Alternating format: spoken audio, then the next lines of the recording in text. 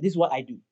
I really first of all interview the person, look at their background, and then find a way in which they will enjoy the process. Because for me, it's not about the destination, but it's about the journey. If you can enjoy the journey, then that is all I need.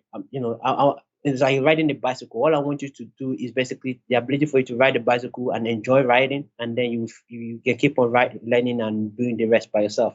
So so it's just finding a way to enjoy the process, and that also depends on who you are as a person. If you're a creative person, I find a creative way to make you enjoy it, which is in line with who you currently do or what you currently do or your own goal. So another way is for you to say, okay, I asked people what project, why do you want to pick it up? If it's more than just getting a job, if it's because I think technology is more satisfying if you getting into it, not just because of you want to get a job, but because you want to become a solution to people's problem, okay, or because you want to serve. For me, because you want to create, but because you want to do something for this world, you want to leave something behind, you want to leave a legacy behind. You want to put your pet project out there. So or you spend your time in a theory, meaning that you're an English major and all you do is write. But all of these things that you've been writing about, that these are literally solutions that you want to bring to life. Meaning you want to make it more than just people reading, but people can interact with. Then these are the things that I drag out as projects, and then this project is now broken down into lesson courses or into the things that you need to be doing and be aspiring to finish. So based on that, you have something that is your pet project, is something you want to put out there, you want to put in the marketplace, that you cannot sleep without. Okay, meaning that if you don't do this in a day, you won't feel comfortable because this thing feels like you're way out of the metrics, or something that you definitely want to put there as your identity or something like that. And then we can then you can have this natural drive. What I want is a natural drive. That is what I look for. Even if I'm teaching physics, if I'm teaching mathematics, I first of all try to get to the natural drive. And once you get the natural drive, it's easy to get students, it's easy to get learners to keep learning. It's easy to get them to get motivated to know so much than the teacher. And that's the goal. Like if a student is better than you, you've done well. You've done exceptionally well.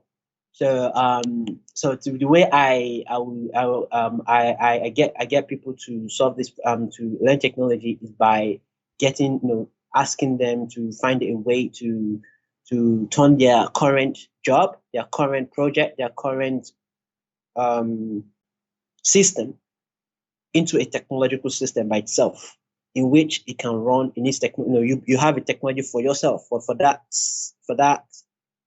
whatever system that you're currently running in. You want to move it into your own technology, or you want to start plugging your own build technology on it, because there is so much that Microsoft can do for you. There is so much that Facebook can do for you, but they cannot see what you want for yourself, for your business. You're the one that can really see this. Of course, there are tools out there, but the thing is, you can take all of these tools, use them in your own technology, and then rebuild it for yourself and optimize your own productivity and your own internal company's productivity as well. And once you see that, there is usually this form of, okay, even another way to say this, I can even sell this thing I'm using for myself as my own business to other people within my own industry too. So that can bring out the drive to say, I want to learn. And once you have the natural drive of, yes, no one, I need to finish this particular project, then the rest is easy. The rest is like, it's like picking up English language and then speaking English language, literally just like that. If you find yourself in Italy, you have to learn to speak Italian. Come stai? Come stai? Yeah, like you have to. It's like if you're in Italy, and there is you want to succeed as a business person, like you will find a way to speak it. It's just I'm talking about programming specifically, by the way. Programming specifically. But the thing about programming that is actually powerful is it actually teaches you how to think. Literally teaches you how to think.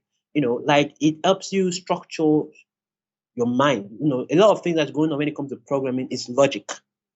And part of the problem that we have in Africa is people are very, it's good to be spiritual, but people are like very superstitious that we throw logic out of the window. That is why someone will come and say that a snake swallowed 90 billion naira, or I don't know how much, and everybody will believe.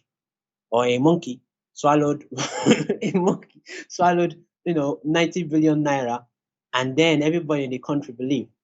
Or like what you just said today about the dodo and the plantain and beans. And these things, if you on the grand scheme of things, it's not logical for a leader to say that, and it's not even logical for anyone to believe that, because you're trading what, 4 years or 8 years of your well-being for what? For plantain and beans? Really?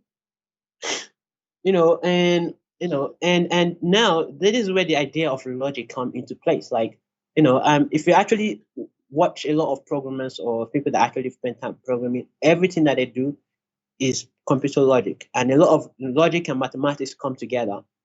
And that can help you even think about it. It will it will pour into other aspects of your life, business, everything, in terms of how you calculate things, and then how you respond to things from a logical perspective.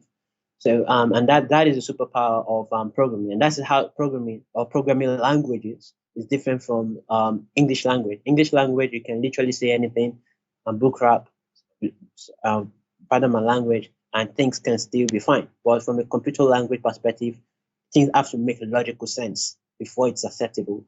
So, and that is how even the likes of Bill Gates, we said the same thing about how programming have helped him as a person, and how you advise it to other people, just for logical reasoning. You don't have to become a programmer at the end of the day, but just to help your shapes your mind in how you think. You know, um, So yeah, so it's literally just a language, but that's it. Thank you so much for that. So, I so one more appreciate thing I would that. like to add. Sorry, Yeah, yeah, one more please, thing that I would please. like to add.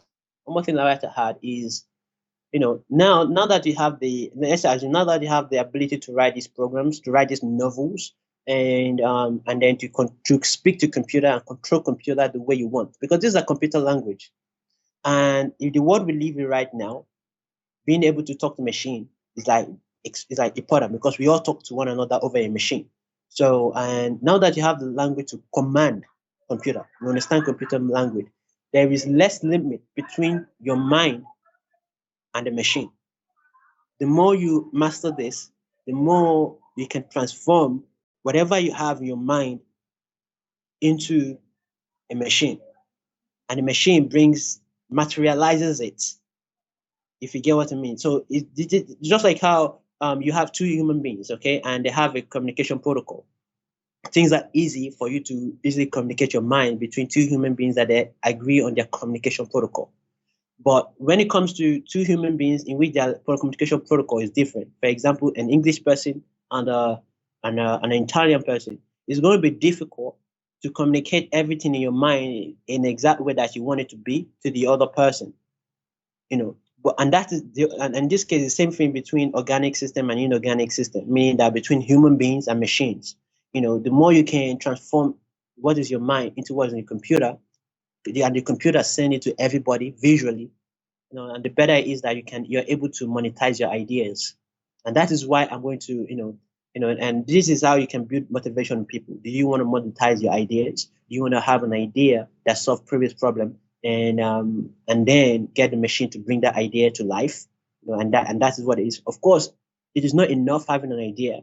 You have to have a community of people too who this idea serves and make life easy for. Because if it's not going to make life easy for me, why would I use it?